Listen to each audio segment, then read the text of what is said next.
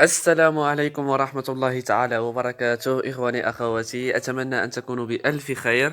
اليوم في هذا الفيديو سنتحدث بإذن الله تعالى عن المعهد العالي للفن المسرحي والتنشيط الثقافي، المعهد الذي يسهر على تكوين أطر ذوي كفاءات عليا في المسرح والسينما والتمثيل.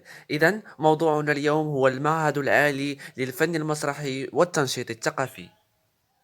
إذا في هذا الفيديو هذا إن شاء الله غادي نهضروا على التعريف بالمعهد، وكذا شروط الولوج باعتباره معهد يعني ذو استقطاب محدود. كذلك غادي نهضروا على التخصصات اللي كاينين في المعهد، وأخيرا الآفاق المهنية بعد الحصول على شهادة الإجازة بإذن الله تعالى.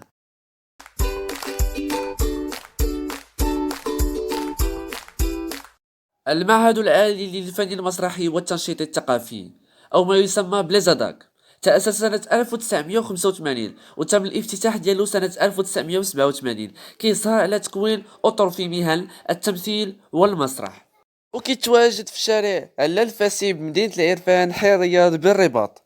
وكيتعتبر المعهد العالي للفن المسرحي والتنشيط الثقافي من المعاهد التابعة للدولة، وكذا تابع لوزارة الثقافة والرياضة والشباب.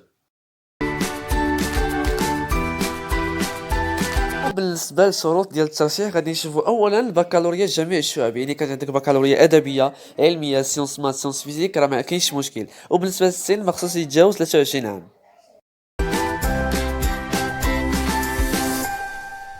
بالنسبه للمعهد العالي للفن المسرحي والتنشيط الثقافي راه فيه ثلاثه ديال التخصصات.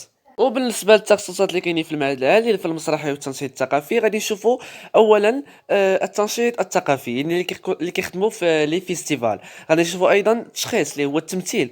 غادي نشوفوا ايضا السينوغرافيا اللي كيخدموا في الديكور في المسرحيات.